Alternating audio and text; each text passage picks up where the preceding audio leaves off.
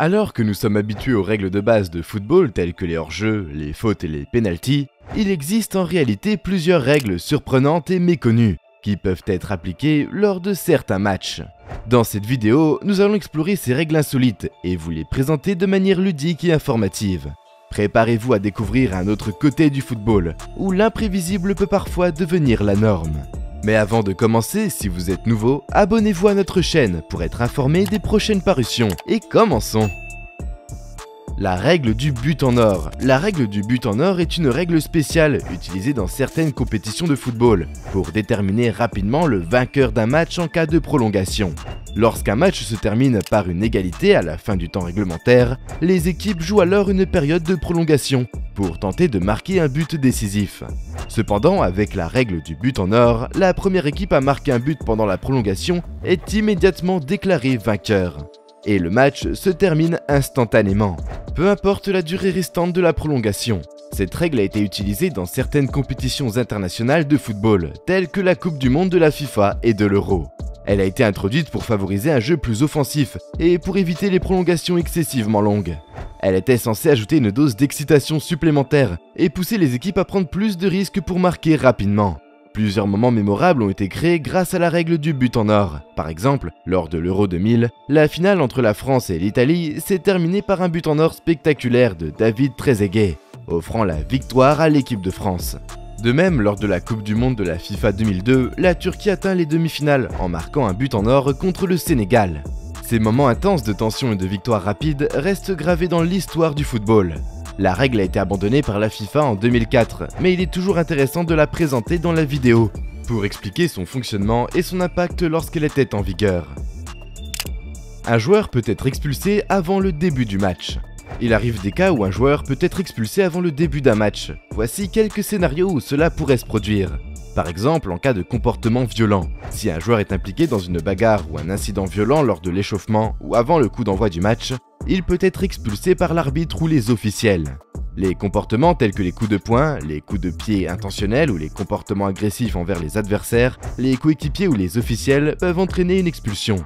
Cela arrive aussi en cas de conduite antisportive grave, si un joueur est impliqué dans des actes d'indiscipline grave avant le match, tels que l'insulte, les propos racistes, la provocation délibérée des adversaires ou tout autre comportement antisportif grave. Il peut être expulsé avant le début du match. Si vous voulez savoir le joueur qui a été ainsi sanctionné, eh bien c'est Patrice Evra. Il est ainsi devenu le premier joueur à se faire expulser avant le début d'un match dans l'histoire de la Ligue Europa. En 2017, l'ancien défenseur olympien a asséné un coup de pied à un supporter pendant l'échauffement des joueurs, avant le match face à Guimarães. Ce comportement a entraîné la résiliation de son contrat à l'amiable le 10 novembre 2017. Evra est par la même occasion suspendu de toute compétition européenne jusqu'à l'issue de la saison par l'UEFA. La règle de l'explosion du ballon. Cette règle indique que si le ballon se déchire ou éclate pendant qu'il est en cours de jeu et se dirige vers le but n'est pas accordé et le jeu reprend avec une remise en jeu. La règle vise à maintenir l'équité et l'intégrité du jeu. Si un ballon se déchire ou éclate en cours de jeu, cela peut entraîner des situations de jeu imprévisibles et injustes. Par exemple, cela pourrait donner un avantage à l'équipe qui attaque, car le gardien de but adverse serait désavantagé par la situation inattendue. En refusant le but lorsque le ballon éclate, les arbitres s'assurent que le jeu se déroule de manière juste et conforme aux règles. Une remise en jeu est effectuée à l'endroit où le ballon a éclaté, permettant ainsi aux deux équipes de continuer à jouer dans des conditions équitables. Les règles sur les sponsors et les publicités. Les maillots des équipes peuvent comporter des sponsors et des publicités, mais des règles encadrent ces éléments. Les emplacements des publicités sur les maillots sont souvent réglementés, avec des zones spécifiques réservées au logo des sponsors. De plus, il existe des restrictions sur le contenu des publicités, interdisant notamment la promotion de produits illégaux ou controversés. Les règles varient en fonction des ligues et des compétitions, mais l'objectif principal est de préserver l'intégrité du sport et d'éviter des publicités trop envahissantes. Si une équipe ou un joueur enfreint les règles concernant les maillots, des sanctions peuvent être appliquées. Dans certains cas, l'arbitre peut demander à un joueur de changer de maillot si le numéro ou les publicités ne sont pas conformes aux règles en vigueur.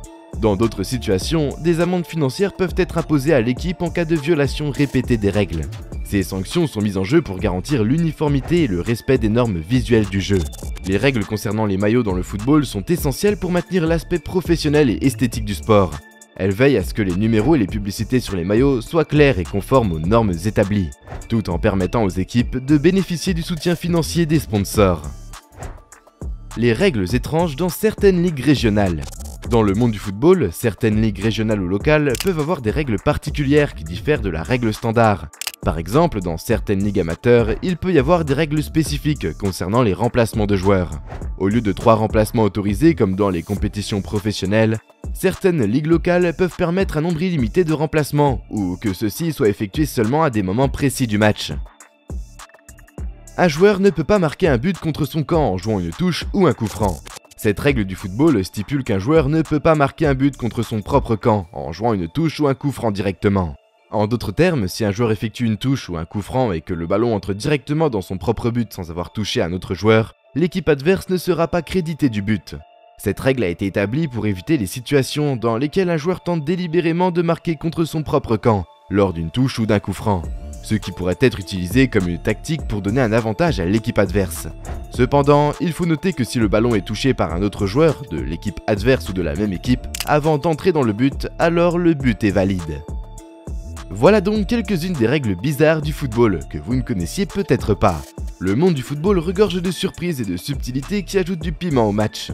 Alors la prochaine fois que vous regarderez un match, gardez à l'esprit ces règles insolites et observez attentivement pour détecter les moments où elles entrent en jeu. N'oubliez pas de partager cette vidéo avec vos amis amateurs de football pour qu'ils puissent également découvrir ces règles étonnantes. J'espère que cette vidéo vous a plu, n'hésitez pas à la liker et de vous abonner à la chaîne pour être tenu informé de nouvelles parutions. Au revoir.